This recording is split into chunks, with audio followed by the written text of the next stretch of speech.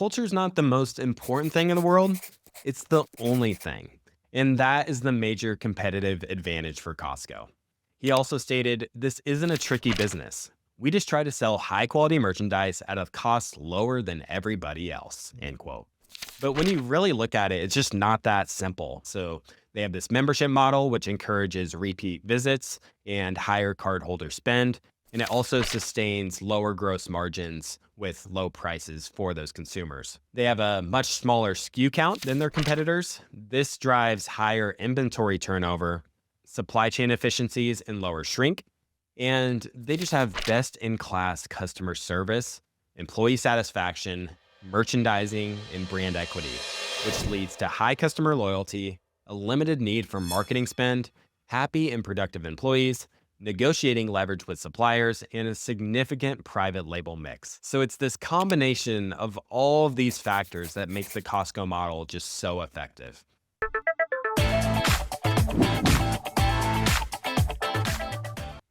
All right, so on today's episode, I wanted to discuss the genius behind Costco. That is a man by the name of Saul Price.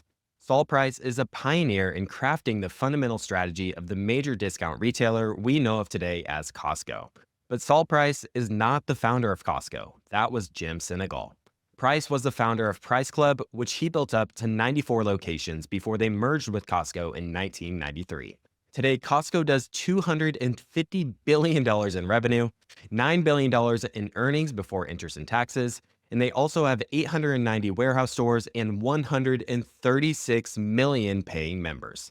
When Charlie Munger was asked about Costco last year, he stated, "I love everything about Costco. I'm a total addict, and I'm never going to sell a share." Of course, this is not a recommendation to buy the stock. Munger even admitted himself that the only problem with Costco is that the stock trades at inexpensive multiple. As of the time of recording, nearly 60 times earnings. During this episode, I'd rather focus on the story of Price Club and Costco and what makes their business models just work so well. So I picked up this book titled Saul Price, Retail Revolutionary and Social Innovator, which I must say is a very difficult book to get a hold of. The book was written by Robert Price, son of Saul. Saul is known as the pioneer of the retail membership warehouse concept, and he was born in 1916 and passed away in 2009 at the age of 93. Jim Sinegal, the founder of Costco, wrote the foreword to this book. Jim talked about how he had received a complimentary letter from Price not long before his passing, and how he'd been working for that compliment from him for more than 50 years. And he reflected on how one person could just garner so much admiration and so much respect from just thousands and thousands of people. Senegal writes, "Certainly there was his intelligence and creativity, but that's not the complete answer because, as we know, there are millions of bright people in the world and only a handful make a lasting impact." End quote. So there's another quote from the book from Senegal. "We owe Costco's legacy to the retail concept that Saul pioneered with FedMart and Price Club, as do our competitors in the industry and big box retailing in general." So Senegal, he actually worked at FedMart, which was the first retailer that Saul Price started, and many Costco executives would be previous employees under Price at FedMart. Price believed in developing strong operational efficiencies, and he continually emphasized passing on savings to customers. He also insisted that suppliers and employees be treated very well and be treated with respect, and that the latter be paid competitive wages. There would be many iconic businessmen who would actually copy the ideas of Saul Price. We have Sam Walton. He actually admitted it, and we know that after Jeff Bezos learned about the membership model at Costco, he immediately wanted to implement something similar at Amazon, which today has over 200 million Prime subscribers. Toward the end of the foreword here, Senegal writes, "The remarkable thing about Saul was not just that he knew what was right. Most people know the right thing to do, but he was able to be creative and had the courage to do what was right in the face of a lot of opposition. It's not easy to stick to your guns if you're swimming against the current of traditional thought when it comes to wages and compensation plans for employees. His lessons on philosophy, that business is about more than making money and that a company also has an obligation to serve society, are still valuable reminders for many of us in business today. The fact he instilled these concepts in so many who were around him is, in my mind, his greatest legacy." End quote. So I recently actually rejoined Costco as a member myself, and I sort of gained this renewed appreciation for just how good this business is. Just from the perspective of the customer experience, it's just obvious that they sell really high quality products. Their employees are really friendly, and they just take care of you with regards to things like membership services, the checkout experience. And when I went and signed up again a few weeks ago, the customer service worker made sure to tell me that if I ever had any issues with any product, then for pretty much everything, you can just return it without any issues, no questions asked. So they're just all about providing a really good customer experience. Back to the book here. The book was written by Saul's son, Robert. In the intro, he highlights that Saul was not only very intelligent, but what really set him apart was his exceptional wisdom. Stephen Hall, in his book Wisdom, wrote about the qualities of a wise person. You got knowing what's important, moral reasoning, being able to judge right from wrong, compassion, kindness and empathy, humility, altruism, patience, successfully dealing with uncertainty. Saul's life encompassed all of these qualities. Saul was born in the Bronx in January of 1916. His parents immigrated from Russia to the United States well before World War II. Many families in the area worked for the booming garment industry, and his dad was a tailor and his mother worked in the garment factories as well. From an early age, Saul was an overachiever, and he was also an avid reader.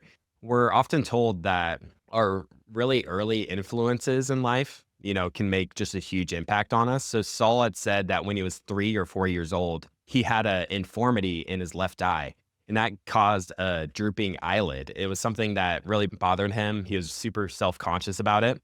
So he ended up being shy, and then he'd go on and excel in school to likely compensate for that.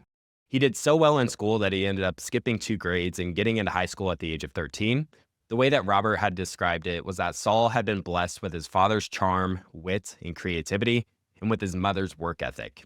In 1929, Saul moved to San Diego, California, which was a city of only 150,000 people at the time, and then he met Helen, who would become his wife while attending San Diego High School. He bounced around different colleges during the Great Depression. One interesting stat that was from the book was that while he was enrolled at NYU, he worked during the day at a grocery store for $1 a day. He would eventually move back to California, attend USC, and get his undergraduate degree, and then he attended law school. After passing the bar exam, he went off to be an attorney for $100 a month, which was a pretty good job, just out of school at the time, around 1938. And I didn't want to get too much into his pre-retailing days here, but he worked for a number of years as a lawyer in San Diego, which was really impactful for him. So he immersed himself in the community, serving different clients. He got his name out there and was able to develop a lot of good relationships. And he just got a lot of exposure to different types of businesses in that line of work.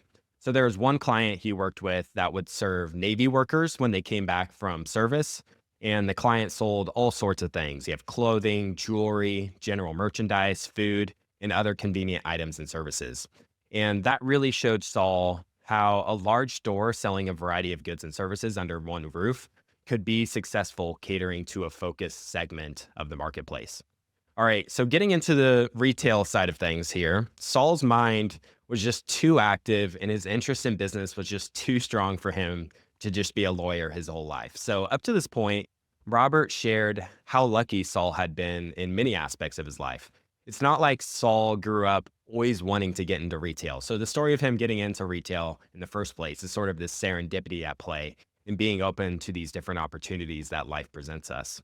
Saul's father-in-law passed away in 1947, and his mother-in-law was now stuck with a property that wasn't producing any income. It was a full city block in San Francisco, and Saul suggested that she sell the property and go and buy another one that actually produced cash flow.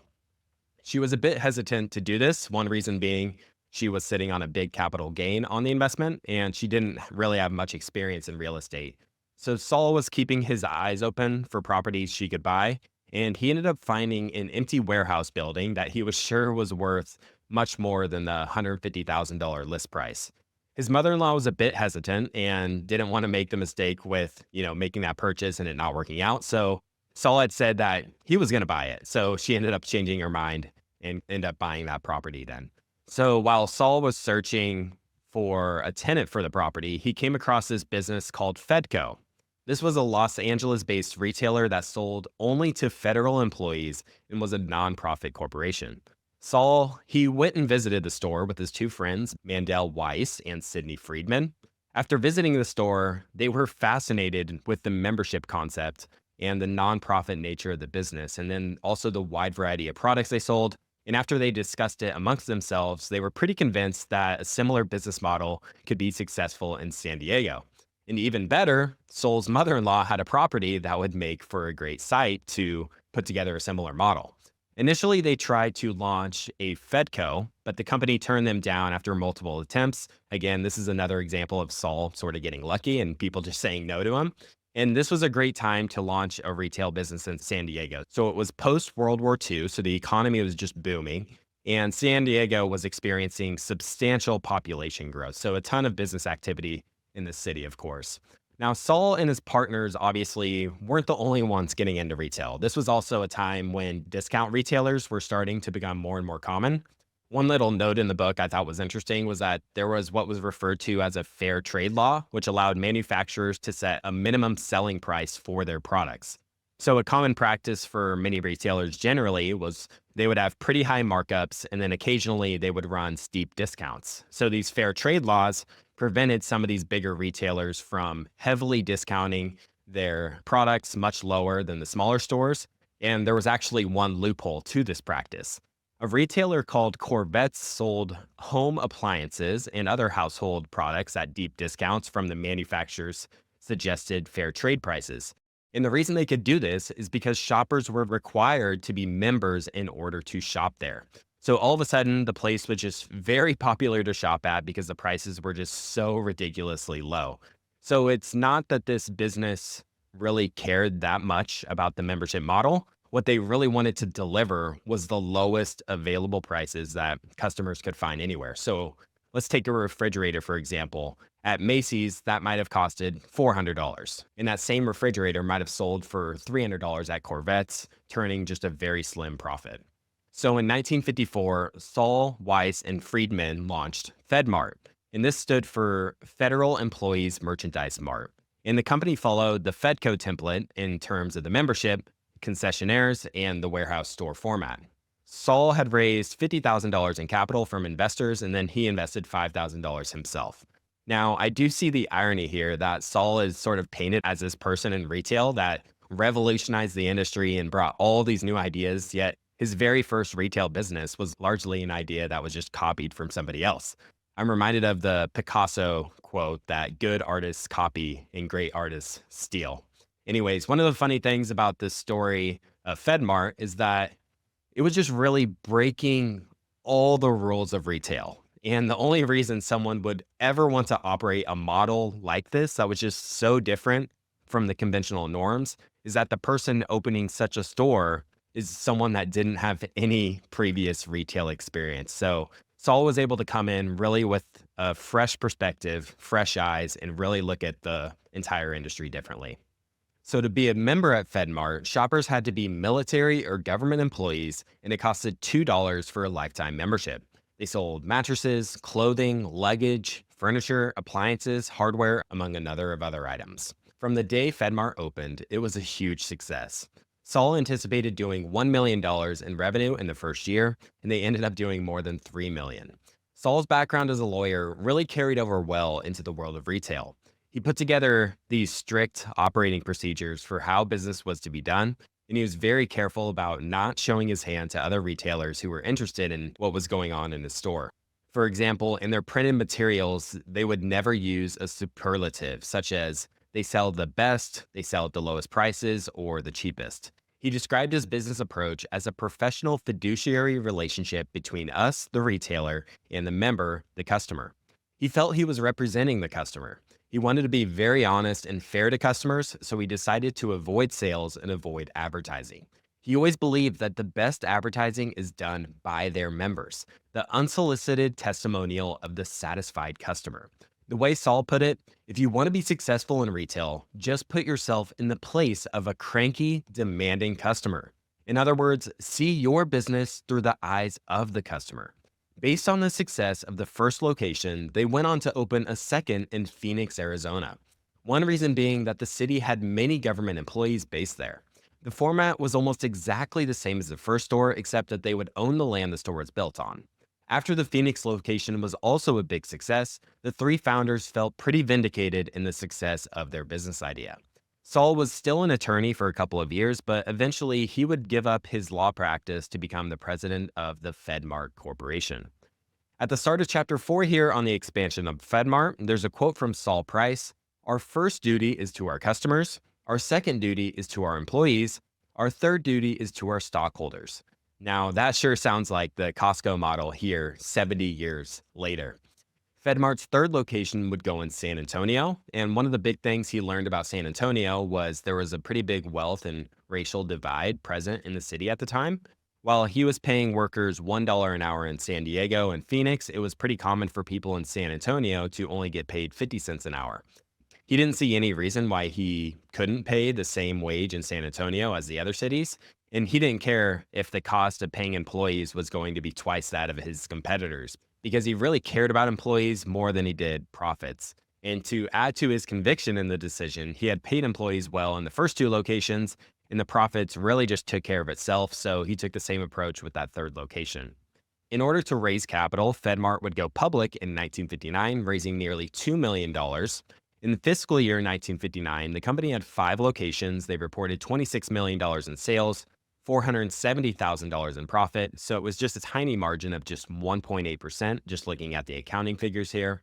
And as FedMart grew, so did their assortment of products. The first food item they sold was Planters peanuts, and it sold so well that they would start purchasing this item by the truckload. They sold so many of these peanuts that the president of Planters would visit San Diego to just see for himself that these numbers weren't just overstated to the benefit of the sales rep. He actually wanted to see, what sort of business was buying this many peanuts and actually selling them. As they started dipping their toes into different business segments, I can't help but see similarities to a business like Amazon. For example, FedMart opened their own pharmacy in their store, and the local pharmacists would just become outraged, knowing that their prices were going to be drastically undercut. And as a result, FedMart received pressure from local and state pharmacy organizations. Pressure was placed on wholesale companies not to deliver or sell to FedMart, and they had difficulty in obtaining a permit from the state, and the director of their pharmacy division received numerous death threats. A rock was thrown through his living room window, and he was treated like a traitor to his own profession. FedMart then expanded into gasoline, which was just a brutal business to be in due to the constant price wars amongst competitors. And of course, FedMart would be remarkably successful in this arena as well. In fact, FedMart's gasoline suppliers, they stopped supplying them with gasoline because they had become such a big competitor to their own locations. So FedMart decided to open up their own wholesale supplier that acquired gasoline directly from Texas. FedMart even launched their own private label branding to pass off even more savings relative to the big brands that would sell their products at a big markup. FedMart was beginning to make a major impact on the world of retail, the most notable of which was that retailers started to reduce their prices in order to remain somewhat competitive. Department stores would eliminate entire product categories, finding it impossible to compete with FedMart and other discount stores. And FedMart, of course, wouldn't be the only low-priced retailer out there. Some other big names were Kmart, Walmart, and Target. As FedMart continued to grow, they opened a couple of distribution facilities that would supply all of the stores. Eventually, Jim Senegal would become FedMart's executive vice president, responsible for the 2 facilities, and Senegal would later become the founder of Costco, which he started in 1983. Robert has a chapter here on teaching. Saul had said that if you're not spending 90% of your time teaching, you're not doing your job. Jim Senegal, he had actually joined FedMart at the age of 18. A reporter once remarked to Senegal that since he worked with Saul Price for multiple decades, he must have learned a lot. And he corrected the reporter by saying he didn't just learn a lot from Saul Price. He learned everything he knows from Saul Price. One of his favorite adages was that you train an animal, but you teach a person. He really wanted his employees to think about and understand why their jobs were important to the success of the organization. He wasn't a big fan of procedures and training manuals because he believed that manuals were really a substitute for thinking. There was a story of one store manager's encounter with Saul where the flagship store was exceptionally busy and all sorts of things were happening all at once and the place was just a total mess. And Saul brought the manager aside and told him that he isn't running the store. The store is running him. That manager was just reacting to what was happening in front of him. And Saul had told him that he really needed to take charge of what was happening and to run the place and stay ahead of it. Robert shares 4 points to Saul's business philosophy. First, provide the best value to customers. That meant excellent quality products at the lowest possible prices. Second, pay good wages and provide good benefits, including health insurance to employees. Third, maintain honest business practices. And finally, make money for investors. He also believed in building a long-term relationship with customers. Because of this mindset, he knew that he really shouldn't be making too much money from customers. Saul had a policy at FedMart that they would give an immediate cash refund to any customer that wasn't satisfied with the purchase, no questions asked. So I thought this was a good place to play a clip from Charlie Munger and how he viewed this commitment to low prices and developing a long-term relationship with customers. So this clip was from Berkshire's 2011 shareholder meeting that I thought our audience would really enjoy. Well, Costco, of course, is a business that became the best in the world in its category. And it did it with an extreme meritocracy and an extreme ethical duty, self-imposed, to take all its cost advantages as fast as it could accumulate them and pass them on to the customers. And of course that created ferocious customer loyalty. And it's been a wonderful business to watch. And of course strange things happen when you do that and do that long enough. Costco has one store in Korea that will do over 400 million in sales this year. These are figures that can't exist in retailing, but of course they do. And so that's an example of somebody having the right managerial system, the right personnel selection system, the right ethics, the right diligence, and et cetera, et cetera. That is quite rare. And if once or twice in a lifetime you're associated with such a business, you're a very lucky person. Hey everybody, it's Clay Finck here, host of We Study Billionaires. Here in a few months, Warren Buffett will be hosting the Woodstock for Capitalists in Omaha with the Berkshire Hathaway Annual Shareholders Meeting. The meeting welcomes over 40,000 investors that head to Omaha to tune into the marathon Q&A session with billionaire Warren Buffett and Berkshire managers. Since we don't know how much longer Buffett will be around to attract tens of thousands of people, I would highly encourage you to make the trip to Omaha during the first weekend of May. While I personally love sitting in on the meeting, what makes the trip extra special for me is the relationships that are built around the meeting, which is why I'd like to briefly tell you about the events that TIP will be hosting. My colleague Sean O'Malley will be hosting 2 free socials for the TIP audience on Friday and Saturday evening, and more details on that can be found in the link in the description below. And I'll be hosting a couple of dinners and socials for our TIP Mastermind community, which is our paid community for private investors, portfolio managers, and high net worth individuals. Attending the Berkshire meeting on your own can be quite a lonely experience, and I wanted to personally invite you to join the events that Sean and I will be hosting. Again, details on the free events can be found in the description below, and to apply to join our TIP Mastermind community, simply go to theinvestorspodcast.com/mastermind. That's theinvestorspodcast.com/mastermind.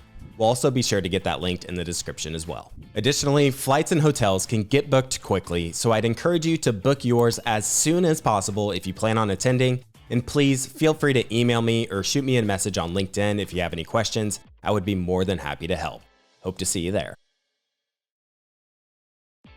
For decades, real estate has been a cornerstone of the world's largest portfolios, but it's also historically been complex, time-consuming, and expensive. But imagine if real estate investing was suddenly easy. All the benefits of owning real, tangible assets without all the complexity and expenses. That's the power of the Fundrise flagship real estate fund. Now you can invest in a $1.1 billion portfolio of real estate starting with as little as $10. 4,700 single-family rental homes spread across the booming Sun Belt, 3.3 million square feet of highly sought-after industrial facilities thanks to the e-commerce wave. The flagship fund is one of the largest of its kind, well-diversified, and managed by a team of professionals. And now it's available to you. Visit fundrise.com/WSB to explore the fund's full portfolio, check out historical returns, and start investing in just minutes. That's fundrise.com/WSB. Carefully consider the investment objectives, risks, charges, and expenses of the Fundrise flagship fund before investing. This and other information can be found in the fund's prospectus at fundrise.com/flagship. This is a paid advertisement. If you have trouble keeping your life organized with notes and documents and feel like you can't keep it all straight, then listen up because you've got to hear about Remarkable, the paper tablet. I feel like the newly released Remarkable Paper Pro was made exactly for me as it tackles so many of the issues I've had with note-taking. First off, it has a minimalist design with no notifications or apps, empowering me to focus on one task at a time without distractions. And it actually feels and even sounds just like paper. But unlike paper, it comes with digital powers such as smart text conversion, which lets me convert whole pages of handwritten notes to typed text, sort them into notebooks, or even share them with others. Whether I'm brainstorming new guests to bring on the show, listing the projects I want to work on in the coming months, or taking notes on a new company I'm studying for my portfolio, the new Remarkable Paper Pro helps me keep all of my thoughts straight, and I literally could not live without it. It's also become a part of my nighttime routine as I can read ebooks without backlight, glare, or eye strain. Say goodbye to desk clutter and hello to effortless organization of your work life. Get your paper tablet at remarkable.com today. That's remarkable.com. So in the world of retailers, discount stores were all the craze, but Saul opted for the term low margin retailer when it came to FedMart. While other retailers would put an emphasis on the suggested retail price, FedMart would start with what the product actually costs and then add the smallest possible markup. Saul also rejected the idea of selling any item below cost because that would need to be subsidized by other products with excessive markups. I think the one exception today would be the $1.50 hot dog and drink at Costco, which is the price the meal has been ever since it was introduced in 1984. Craig Jelinek, the CEO who took over at Costco in 2012, he had told Jim Senegal that they just couldn't keep selling the hot dog for $1.50. And Senegal had said, if you raise the hot dog price, I'll kill you. Figure it out. In 2023 alone, Costco would go on to sell over 200 million hot dog and drink combos. Just an insane statistic. So TIP, the Investors Podcast, has this policy of radical transparency that we adopted from Ray Dalio's firm, Bridgewater. Many team members will be radically transparent, even when it might not feel that rational to do so. The intention is to allow for an open forum for anyone to contribute new ideas and provide pushback when necessary. I was reminded of this because when Saul would see other retailers selling at a loss, Saul would tell his managers at FedMart to put out signs telling them where to shop so they can go and get that item at a better price. So if a bag of coffee was $3 at FedMart, they purchased it slightly cheaper than that. Say they bought it for $2.75. And the retailer down the street, if they were selling it for $2.50, then they would put out a sign that would tell customers they can go get a better price at the other store. So just imagine the level of trust that builds with customers when they know 100% that you are trying to provide the best value and the best price possible. Saul also took a unique approach to retail in the sense of providing a limited selection in large pack sizes. So the large pack sizes essentially allowed customers to buy in bulk, which led to more revenue for each customer entering the store. And then the low SKU count went totally against conventional retail. The playbook for conventional retail was to stock the shelves with as many items as possible to meet all customer needs, wants, and desires. Saul believed that one of the biggest determinants to the purchase decision was price. So he decided to hone in on price and limit the SKU count, which would help them be a more efficient operator and offer the lowest prices out of anybody. Robert lays out an example of a 3-in-1 oil, which is a lubricant. The manufacturer produces three sizes of the product, and most retailers would buy all three, stock their shelves with each size. And even though the largest 8-ounce container provided the best bang for their buck, the retailer would still stock the store with each of them in case the customer wanted the smaller one. FedMart would only stock the shelves with the largest item, which was the 8-ounce, and they would end up doing far more business than had they stocked all three. So the thought process behind this was that if someone needs the product and the 8-ounce is the only option, they're still likely to make the purchase. And the product might be a bit much in terms of the amount they're getting, but most of the customers will still end up using the product.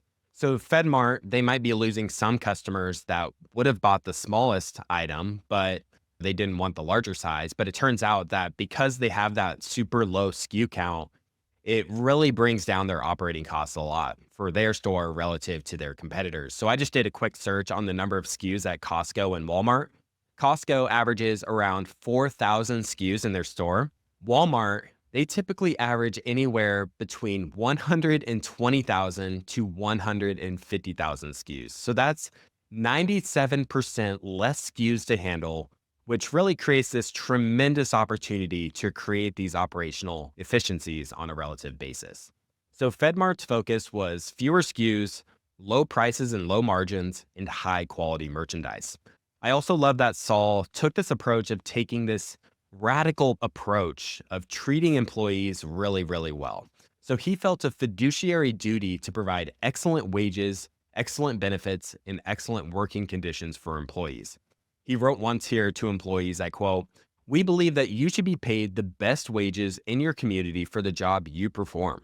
We believe that you should be provided with an opportunity to invest in the company so that you can prosper as it prospers. We believe that you should be encouraged to express yourself freely and without fear of recrimination or retaliation. We believe that you should be happy with your work so that your occupation becomes a source of satisfaction as well as a means of livelihood." End quote. So, of course, Saul wanted to pay workers well, but this can also make for good business, just like the decision to always stick to low margins. When you pay your employees better, you tend to attract higher quality people to work for you. So, say if somebody wants to work in retail, they do really good work.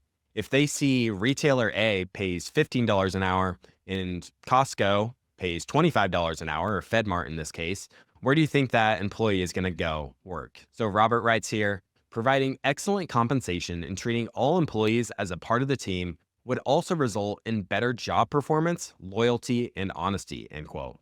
And I think if you put yourself in the shoes of a management team in their fancy office that's largely removed from the day-to-day operations, I think it can be so easy to not treat employees as well as Costco does. So with all the short-term pressure from Wall Street, why not hand out a 2% raise instead of a 5% raise? Why not cut health insurance benefits to try and boost EPS by 2 cents a share?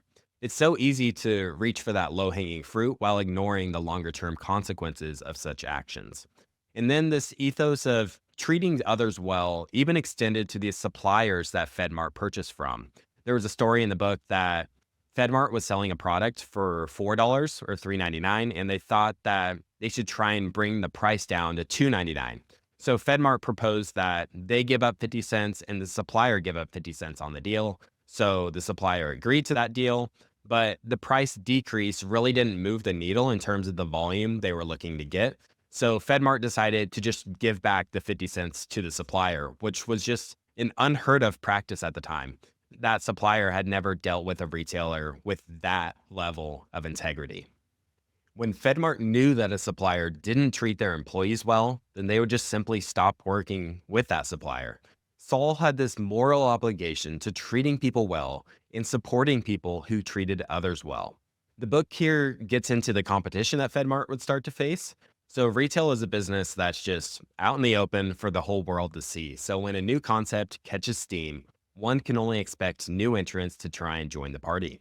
In 1962, Walmart, Kmart, and Target all opened their first stores, which would prove to be more serious competition for FedMart. Sam Walton had visited FedMart and was pretty convinced that he should also try the FedMart format. He stated, I learned a lot from Saul Price, a great operator who had started FedMart out in Southern California in 1955. I guess I actually prefer the word borrowed, as many ideas from Saul Price as from anybody else in business. I really liked Saul's FedMart named, so I launched right on to Walmart, end quote. Kmart would especially be an early player that would open in markets FedMart operated in, and they would use their competitive pricing practices to steal share from FedMart. By the 1970s, I think Saul had gotten a bit burnt out from retail. He had once remarked that they were good at creating the business, but they weren't as good as actually running it. They had grown and expanded, and it got to the point where he just wasn't enjoying the process as much in the 1970s than he was in the 50s. So he started to consider the sale or merger of FedMart. Saul had met with a firm out of Germany that would end up taking a major stake in FedMart. And the people Saul ended up deciding to partner with in the investment ended up not being really honorable people. So after the deal was done, the gentleman they had done these negotiations with just turned into a totally different person. And he had started to criticize the FedMart model. This led to Saul actually being terminated from his position as president, not receiving any severance that was in the management agreement because they claimed he was fired for cause. And then in December of 75, his office doors were locked, so he couldn't even enter his office of the $300 million retail giant that he had built. Saul's son, Robert, he had resigned as director and executive vice president, and then Jim Senegal was given the unpleasant responsibility of telling FedMart colleagues that Saul had been fired. Despite this incredibly difficult time period, Saul remained calm, optimistic, and certain that better times lied ahead for him. 1 week later, he signed a lease for the office one floor above his previous office in San Diego.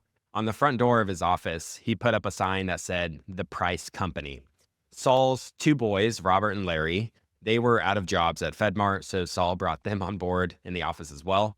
Now, it would be easy to think that Saul had this grand vision for his next business idea, but this whole ordeal with FedMart really took him by surprise, so he didn't really know what was going to come next. Robert writes here, "The name that my dad had placed on the office door, the Price Company, was nothing more than a name. There was no real company, we did not have a business, and we had no idea what we were going to do. Saul suggested we spend time exploring alternatives for a new business. He and I started taking walks almost every day, talking about what he had learned from our FedMart experience, the successes and failures. We tried to wipe the slate clean in terms of any assumptions about what we should do next," end quote. So just to zoom out a little bit here, Saul Price, he started FedMart in 1954, exited the business after an amazing run in 1975. They had around 44 locations at that time. And by that time, Robert Price had started to play a major role with the company, but a lot of the executive team were people that were much older than him. They were more Saul's age. And Robert felt that it wouldn't have been a smooth transition for the son of the founder to just waltz his way in to run the company. So Saul decided that the next venture should be more about Robert than it should be about Saul. They landed on starting Price Club in January 1976, which would be a wholesale business selling merchandise to small, independent businesses. They had really gotten this idea from a company called Macro, which was based in Europe at the time. Business owners would stop by a large warehouse, select products from a steel rack display, and pay either by check or cash, and then have the products back to their stores, restaurants, offices, and of course, Price Club would have very slim markups as well. So instead of a small business working with multiple different suppliers to get what they needed for their day-to-day operations, they could just do everything through Price Club. They started the business with $2.5 million in equity and $4 million in a credit line they would tap into. When he started Price Club, Saul was worth roughly $1 million, so he was certainly well off, but he still risked a lot in this new venture. He had invested most of what he had into the company just to get it up and running. The name of the company, Price Club, was very intentional. Price was, of course, Saul's last name and would imply that the company offered low prices. Club was included because there would be a membership fee to shop at the store. So the fee was $25, which would actually meaningfully contribute to the business's financials rather than the $2 fee they use at FedMart. The fee would be used to help offer more competitive prices overall as well. It was assumed that the average customer would spend around $1,000 a year, which would mean that the fee alone would compose of around 2% of the customer's overall spend. which they would work into what sort of markup they should put on each product. The membership fee also encouraged each member to make full use of their membership. For example, when I walk into Costco, I instinctively want to take advantage of their advantageous prices while I'm there, and those prices aren't really available anywhere else. This leads to higher sales volume for the company than they would get if there was no membership fee because customers wouldn't appreciate the low prices as much. They already opened the first Price Club by January of 1976, just 5 months after the company was incorporated. The club would only be open to businesses and the general public wouldn't be allowed in because you needed a resale permit in order to get a membership. One of the things I found interesting was that Saul Price was 60 years old when he launched Price Club. And I think that really highlights just how much he loved business. Most people, I think, when they're 60, they're likely thinking about retirement, closing the doors on their career. I'm sure at this point in his life, he could have just bought a vacation home and enjoyed his time on the beach or traveling or whatever. But to see him start another business in retail of all places just shows how much he loved the game of business. Part of what would make Price Club a success was simply Saul's reputation he had built within the community, which I think is a lesson for all of us. Buffett had said that it takes 20 years to build a reputation and 5 minutes to ruin one. And that was part of the competitive advantage that Saul could bring to the table in an industry that's just ruthlessly competitive. He certainly took advantage of that. He sent a letter to small businesses pitching them on the Price Club idea. He wrote, "I would like to tell you about a unique opportunity for you to substantially increase your business and profits at no risk and without any capital. Price Club makes sense. It will offer 1, lower prices on the merchandise you sell, 2, lower prices on the supplies you sell, 3, increased sales in merchandise mix without more capital, 4, time saved talking to salesmen, ordering and waiting for goods to arrive, 5, whether you buy 1 or 100, the price will be the same. No price increase because you don't buy in quantity. And 6, my associates, all from San Diego, and I have designed a very efficient, low-cost method of getting the goods from the manufacturer to you." End quote. It gets to the point of crafting an offer so good for your customers that they would essentially be dumb to say no to you. Who wouldn't want lower prices, higher revenues, and more time saved? Essentially everybody would. And this ties into Jeff Bezos and his idea of focusing on what the customers want, which is always low prices, vast selection, and fast delivery in setting up Amazon. Saul Price would be the chairman of the board, chief corporate strategist, and an advisor for the management team. And then Robert Price would be the CEO.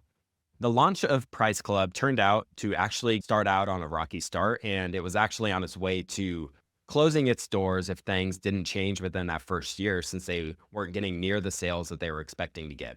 So what ended up happening is that they wanted to open up the store to not just small businesses, but try and get retail customers as well. So they ended up working with the San Diego City Credit Union to allow their members to shop at Price Club. They wouldn't pay the $25 membership fee, but they would have to pay an extra 5% markup above the wholesale price. So people who were a part of the credit union, they already had access to things like opportunities to save money, lower interest rates on loans, a number of other benefits in their local community. So it made sense for them to partner with Price Club because it just added more value to them. And then the other thing for Price Club is that the credit union already had all of these members. So they sent out mailers to everyone to let them know about this new benefit that they would be getting, probably at no extra cost. And the unintended consequence of this was that many of the credit union members were business owners. So they went and signed up as a small business at Price Club because they just saw how incredible the prices were at the location. By January of 1977, they reported 13,000 group memberships, which paid the 5% markup, and then 1,500 business memberships, which I would consider to be a remarkable success in less than a year, and they were already cash flow positive at this time. With the launch of Price Club, Robert was thinking that one location with sales of $10 million would be a huge success. And Saul, he thought bigger. He wanted to expand. So he had his sights on opening a second location in Phoenix, just like he did with FedMart. So the second location opened in the fall of 1977, and it was also pretty successful. So since Saul was largely removed from the day-to-day operations, he would look at a lot of the numbers. He'd look at the daily sales, the quarterly figures, the balance sheet, the cash flow. He started to compare these numbers to what he saw at FedMart. So when FedMart in their early days, they had a 30% markup, whereas Price Club had a markup of just under 12%. In Price Club's operating expenses as a percentage of sales were almost half that of FedMart's. He also noticed that by 1981, Price Club's accounts payable ratio had increased to 120%, which effectively meant that Price Club's suppliers were financing their business. So while they would get paid by their customers today, they might not have to pay their suppliers for that product for, say, another 30 days. Interestingly, Robert was getting a number of requests from people who wanted to sell hot dogs outside of the Price Club locations. And after getting so many calls and declining these requests, he figured that if anyone was going to sell hot dogs at Price Club, it was going to be them. So they started to work with Hebrew National to supply the hot dogs, and Price Club would start selling a hot dog and a drink combo meal for $1.50 in 1984. And here, 40 years later, that is the exact same price you pay for a hot dog and a drink at Costco. They also started providing samples to customers, which also boosted sales as well. And I'm sure Charlie Munger probably loved this idea due to the rule of reciprocity. Once we're given something, we almost instinctively feel that we're indebted to that person and we must repay that person for what they've given to us, oftentimes for free. Of course, other retailers were starting to take notice of Price Club. In 1978, Bernie Marcus would visit the store, connect with Saul, and Bernie would go out and start Home Depot in 1978. In 1982, Sam Walton would pay a visit to have a look at Price Club. He wanted to learn as much as possible about the warehouse club business. And once again, Saul was just open and generous with his time and what he knew. Sam then went back to Bentonville, Arkansas, and he opened the first Sam's Club in Oklahoma City in 1983. So time after time again, it seems that these brilliant entrepreneurs are just copying Sol Price's ideas with his businesses. The Price Company would end up going public in 1979. This was I believe is the holding company that owned Price Club. And the reason they went public was because they had more than 500 stockholders, which required them to go public under SEC guidelines. Another visitor for Saul was Ken Perlman. He was an investment banker from Lehman Brothers.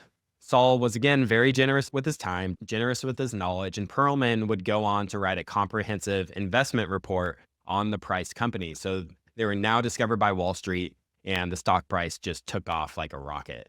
In 1982, a man by the name of Bernie Brotman asked Saul if he'd be willing to enter a franchise agreement to launch a location in Seattle.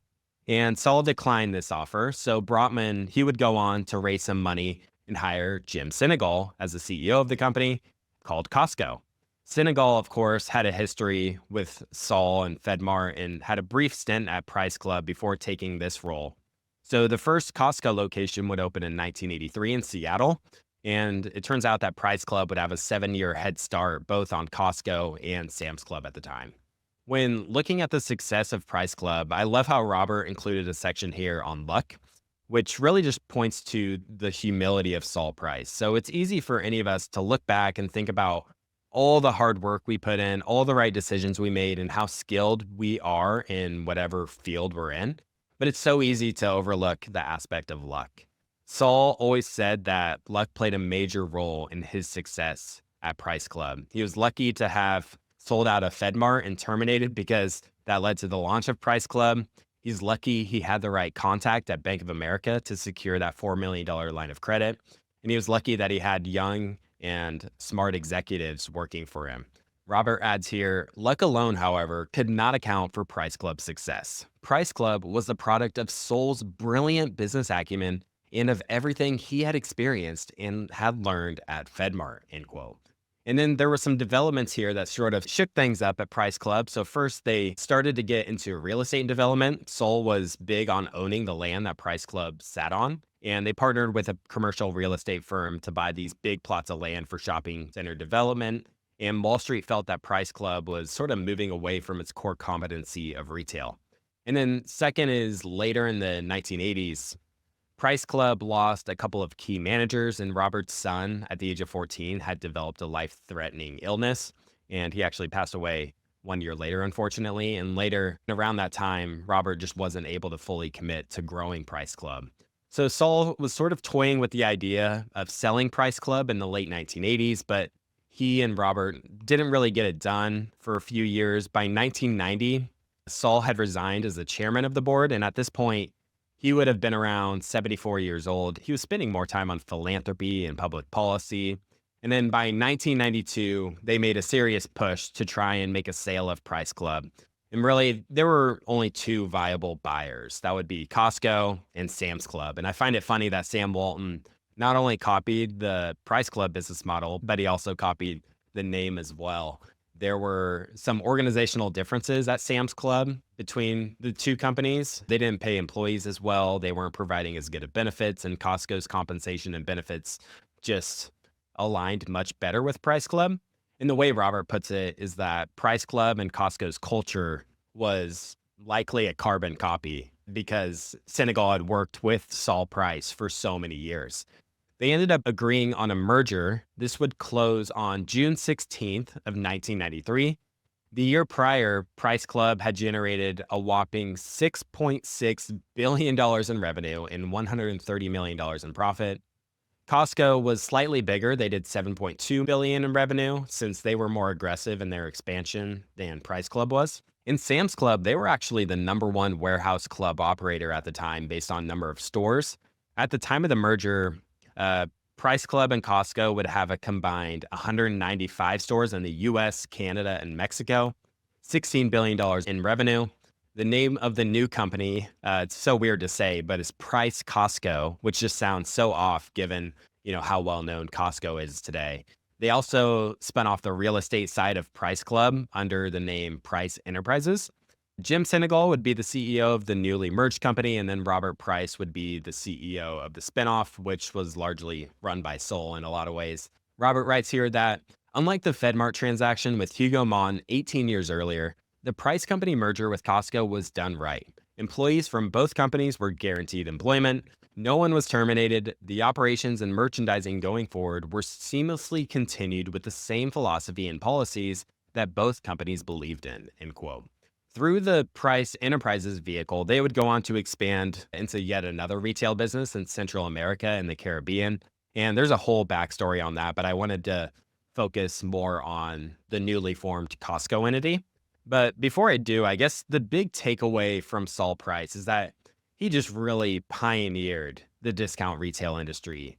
It just wouldn't be what it is today without him due to all the unique innovations he brought nationwide to all these retailers.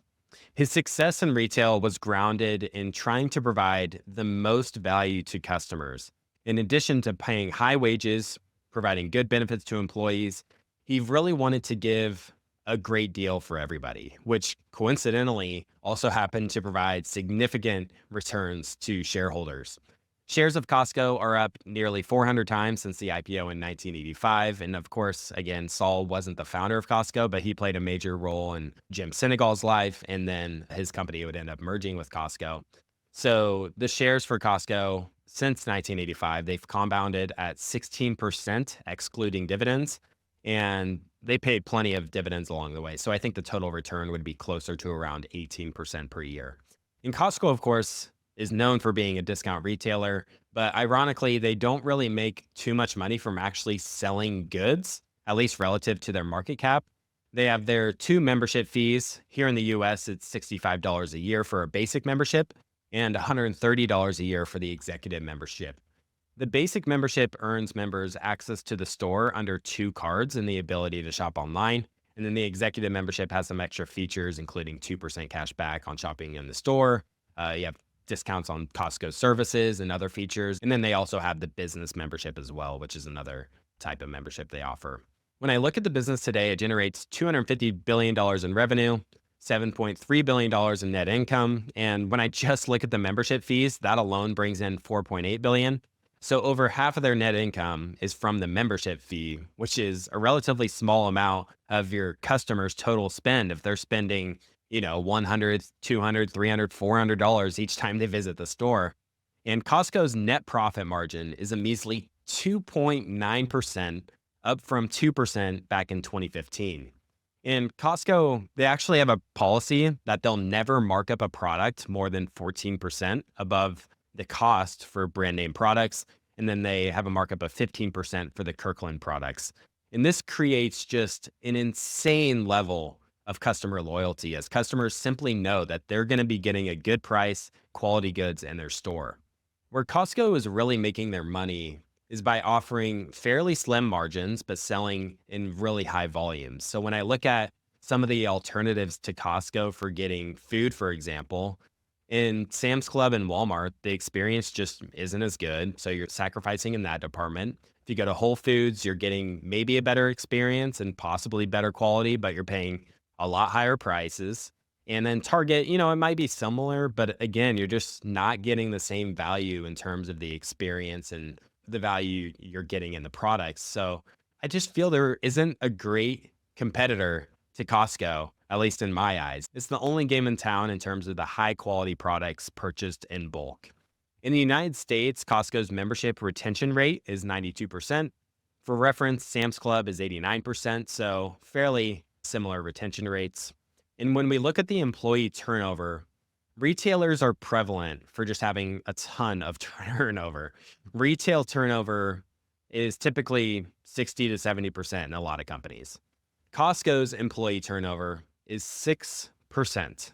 I repeat, 6% employee turnover at Costco. It's just unbelievable.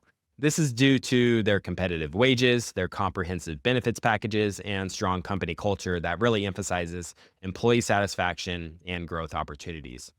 Turning to some of the things that Costco sells, one of the things I find really fascinating is the fact that many Costco locations sell gasoline. Oftentimes, when I show up to these, there's a long line of cars because, of course, they provide very competitive prices. Costco's gas is anywhere from 10 cents to 30 cents cheaper per gallon than the nearby competitors. And it's just another reason to just stop by Costco on your way home from work or on your Sundays or whatnot when you go get groceries, because you'll sort of have the chance to knock out two birds with one stone by filling up your tank and picking up whatever you need in the store. I also picked up one other book on Costco. It's called The Joy of Costco. And in it, they share in 2020, Costco sold $14.7 billion worth of gasoline at a whopping 21 cents below the competition per gallon. And another aspect I find super fascinating with regards to Costco is their private label Kirkland brand. So it's estimated that the Kirkland brand comprises of nearly 1/3 of its sales. Oftentimes, with these private label or generic brands, people sort of assume that they're priced lower and they thus bring lower quality. But Costco, I think, does a pretty dang good job of not just delivering on lower prices, but also maintaining a high quality product. For example, the other day I picked up a package of alkaline water bottles from Costco, and it was sitting next to Smart Water. And the Kirkland brand was around half the price of that of Smart Water. Oftentimes, it just seems like a total no brainer to go with the Kirkland brand unless you have a really special affinity for the name brand. According to the Joy of Costco book, Kirkland Signature did $58 billion in revenue.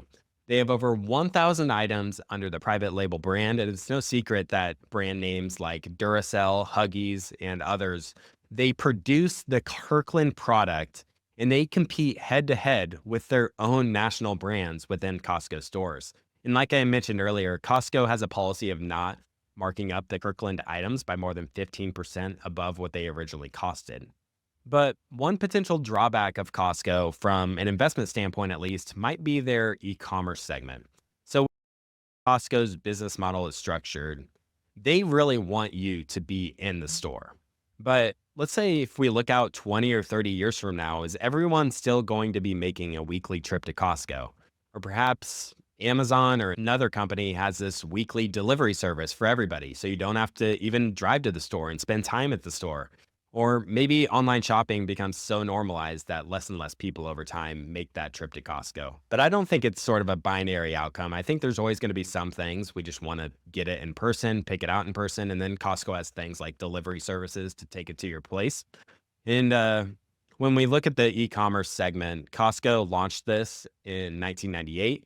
Today, it generates over $10 billion in revenue, which is just 7% of sales. And they've seen some pretty good e commerce growth ever since COVID hit. The way Jim Sinegal sees it is that retail is just a ruthless industry. When you look at companies like Aldi, Walmart, Trader Joe's, these companies are going to do well. And Costco is just one slice of the pie.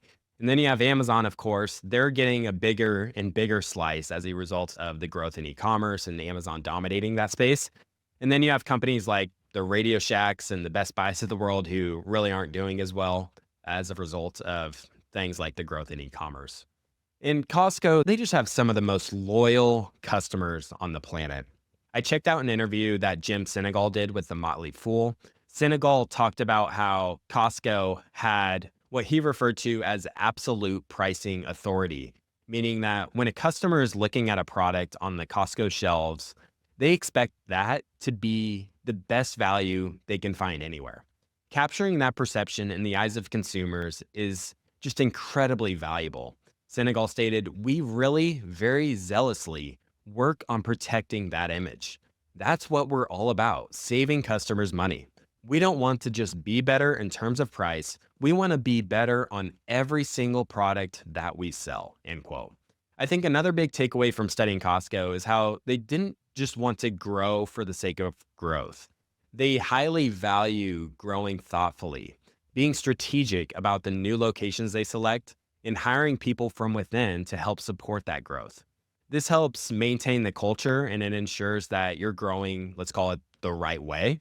They value durability over maximizing year over year sales growth. And this means putting more of a focus on culture rather than short term growth. Senegal highlighted that culture is not the most important thing in the world, it's the only thing. And that is the major competitive advantage for Costco. He also stated, "This isn't a tricky business. We just try to sell high quality merchandise at a cost lower than everybody else." End quote.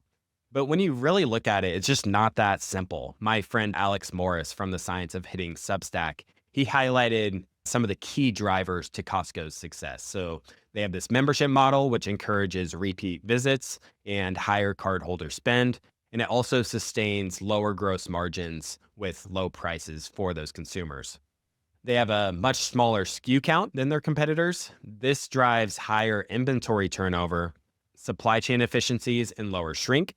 And they just have best in class customer service, employee satisfaction, merchandising, and brand equity, which leads to high customer loyalty, a limited need for marketing spend, happy and productive employees, negotiating leverage with suppliers, and a significant private label mix. So it's this combination of all of these factors that makes the Costco model just so effective. And as Costco has grown, they've implemented what Nick Sleep would refer to as scale efficiencies shared. So this means that as Costco gets bigger, they're able to get better prices from their suppliers, which is then passed on as savings to customers. And it creates this flywheel of high loyalty. It attracts more members, and it's just this flywheel that just keeps spinning and spinning.